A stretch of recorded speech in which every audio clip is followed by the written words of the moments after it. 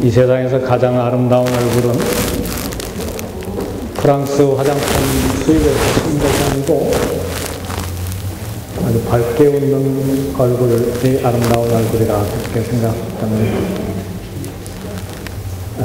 웃는 얼굴에는 마음의 평안의 표시요 또 하나님과의 관계가 정상인 것을 나타내는 것입니다.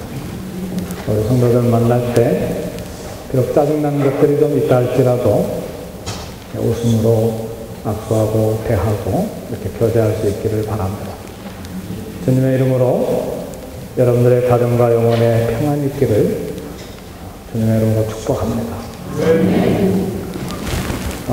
우리 교회에 왔다 가신 강사님들이 다들 하시는 말씀이 우리 교회는 말씀에 대한 흡입력이 굉장히 강하다, 그런 이야기를 했습니다. 그래서 저 듣기 좋아라고 그런 소리가 아니고 실제로 우리 교인들은 말씀을 잘 듣습니다. 그리고 반응도 잘 하시고요. 오늘 말씀이 좀 무겁습니다.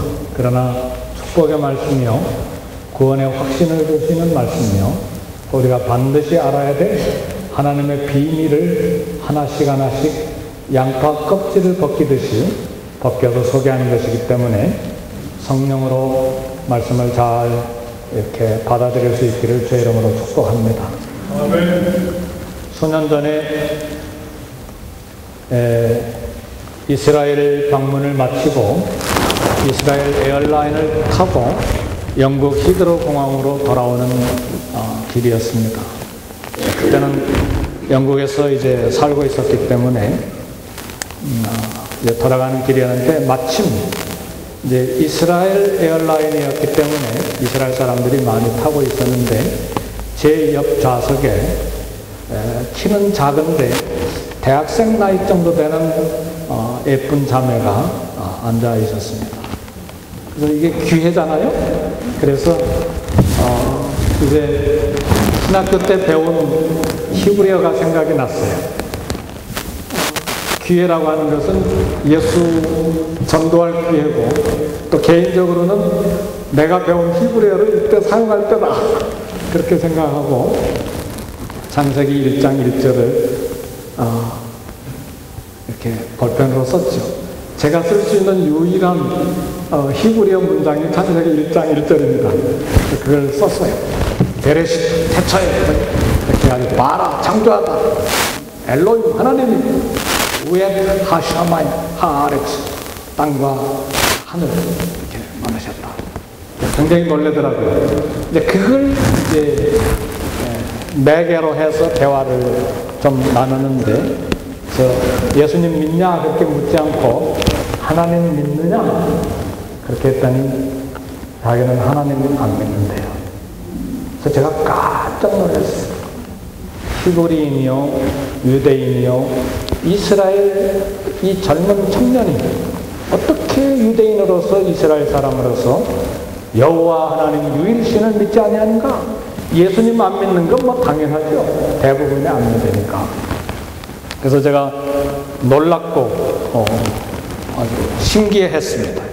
이스라엘 사람 중에 무신론자가 있구나. 그래서 그때 이제 처음으로 알았기 때문에 그랬습니다. 사실은 처음이 아니고 이미 구약 성경에 무신론자, 이방 우상신을 섬기는 사람들이 얼마나 많이 있었습니다. 근데 제 선입견에 이스라엘 사람들은 다 여호와 유일신 하나님을 믿겠거니 그런 선입관이 있었기 때문에 제가 놀랬고 신기하게 생각한 것입니다. 이스라엘은 선택받은 민족입니다. 그런데 왜 예수님을 배척하고 믿지 않냐는 이스라엘 사람들이 그렇게 많은 것일까? 이것이 사도 바울의 고민이었어요. 자기 민족은 왜 회개하지 않고 예수님께로 돌아오지 아니한 것일까? 이것이 바울의 깊은 고민이었어요.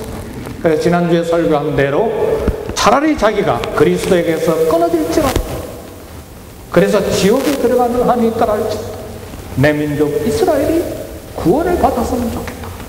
이것이 바울의 고백이요 고민이었습니다.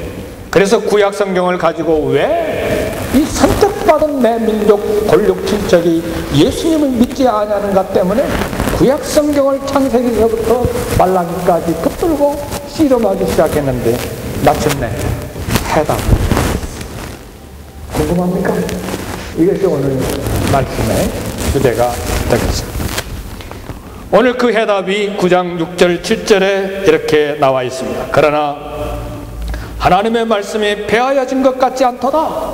그 이유가 하나님의 말씀에 있다는 말이에요. 이스라엘에게서 난 그들이 다 이스라엘이 아니요. 그래서 유대민족으로 히브리 민족으로 태어났다고 해서 다 구원받는 사람이 아니다. 그 말이에요. 아브라함의 씨가 다 그의 자녀가 아니라 아브라함의 후손으로 태어났다고 해서 다 구원받는 사람이 되는 것이 아니다. 오직 이삭으로부터 난 자라야 내 씨라 불리리라. 그 말도 이삭의 자녀가 돼야 다 구원받는다는 말이 아니고 하나님께서 무엇인가 비밀한 것을 거기에 이야기하셨다는 말입니다. 아브라함에게 아들 이스마엘과 이삭이 있었어요. 우리 주일학교 다닌 분들은 실력을 발휘해야 되는데 아브라함에게 아들이 둘이 있었습니까? 아니면 8명이었습니까? 주일학교 출신만 아닌 거예요. 저도 주일학교 출신이에요. 왜냐하면 노래가 있거든요. 아브라함의 아들 8이 있었는데 그 아들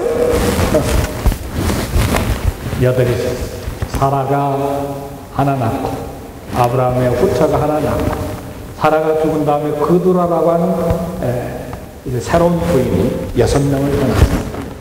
근데 아브라함에게 아들 이스마엘이 있었는데 둘 다 아브라함의 혈통의 자손들입니다. 아들들이에요. 그러나 하나님께서 이스마엘은 버리시고 이삭은 택하셨어요. 이것을 보면 아브라함의 자손이라고 해서 다 구원받는 것이 아니다는 것을 알 수 있어요. 그래서 바울은 여기에서 하나님께서 택하신 자가 있고 하나님께서 버린 자가 있다는 것을 깨달은 것입니다. 왜 하나님께서 이삭은 택하시고 이스마엘은 버리셨는가? 이삭은 본처의 아들이고 이스마엘은 후처의 아들이니까 본처의 아들은 택하시고 후처의 아들은 버리셨나 보다. 한국적인 개념에서 얼른 그렇게 생각할 수 있는데 그것이 아닙니다. 그것도 아니에요. 왜냐하면 그것이 택하심의 그리고 버리심의 기준이 아니고 야곱가에서를 보면 알 수 있습니다. 아브라함의 아들 이삭이 한 부인인 리브가에게서 두 아들을 얻었는데 두 아들 이름이 뭐예요? 야곱과 에서예요. 쌍둥이에요. 저도 쌍둥이 딸을 가지고 있는데 5분 차이로 났어요. 그러니까 둘은 뭐 언니 동생 안 하더라고요. 가만히 보니까 했으면 좋겠는데 야 너 언니 동생 안 해. 한 배에서 5분 간격으로 태어난 두 쌍둥이. 우리 집 이야기입니다. 근데 야곱과에서도 마찬가지. 이삭 아내 리브가에서 태어난 쌍둥이인데도 하나님께서 야곱은 택하시고 그리고 에서는 버리셨다. 그 말. 특별한 이유가 있는가? 에서는 불순종했고 야곱은 순종했지. 천만에요. 도덕적으로 보나 윤리적으로 보나 인간성으로 보나 에서가 야곱보다 훨씬 더 남성적이고 인간적이고 좋은 사람. 사냥했어요. 그리고 아버지 대접 잘했어요. 야곱은 얼마나 비열한 사람인지 엄마 치맛자락만 붙잡고 다니다가 아주 세상에 만나지 말아야 될 비열하고 추잡한 사람이 야곱입니다. 그걸 아셔야 돼요. 그런데 하나님께서 야곱은 택하시고 에서는 버리셨어요. 이게 비밀이에요. 우리가 이 아침에 들어야 될 하나님의 비밀이에요. 이 이유에 대해서 오늘 본문 로마서 9장 11절 13절에서 바울은 이렇게 말합니다.